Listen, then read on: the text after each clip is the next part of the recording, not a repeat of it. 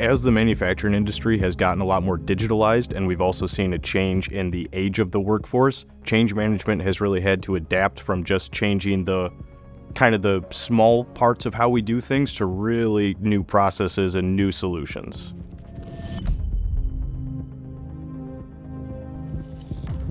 When implementing a new solution, it's really important to remember that the number one goal is still to make money and produce the part that you're trying to make.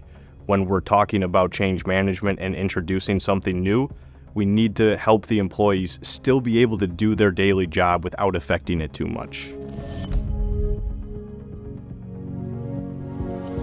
There's a really good successful example of a company implementing a machine monitoring program. A lot of times a solution like that can be taken by these employees as just additional oversight by management, and they really don't understand the reason that it's being implemented. They just think it's to really watch what I'm doing and just have a bigger eye over me. But really what it is it's a tool to help the users prove the problems to their management. So in this company that we worked with, they work with the employees every day, they review the data, and they talk to the employees to get their feedback to say, here's what we're seeing in the data, and the employees can use that data to say, hey, here's the problems I'm having, and now here's the data to prove that as well.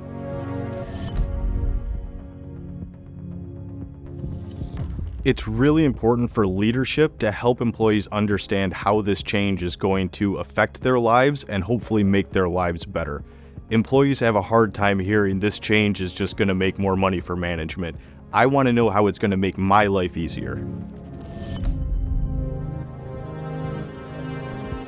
To manage change effectively on the shop floor, I would make sure that you really do involve the lowest level employees that are going to touch this new process or implementation at all.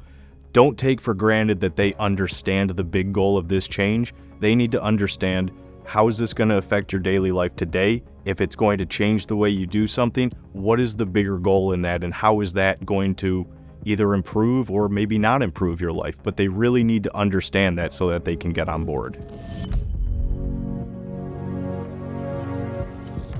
I think the best way to involve employees in this and the best way to communicate is honestly face-to-face. And even as we get into more of a digital world, just getting an email from somebody or from an announcement really feels like you might not understand where I'm coming from. If we're talking face-to-face, we really feel like we're understanding each other in a much better way. And those emotions can be conveyed. If I'm worried about something, you can get that when I'm talking to you, and we can talk that out right then and there, instead of going back and forth in an email where a sensitive topic might get misunderstood by one side.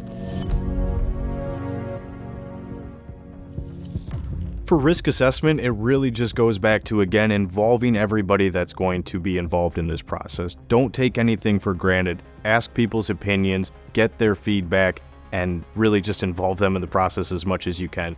Problems will always come up during the process. You're gonna have to do some figuring out on the fly, but if we can get everybody on board and at least understanding the goal ahead of time, you can really manage those risks, and when problems do come up, handle them in a better way.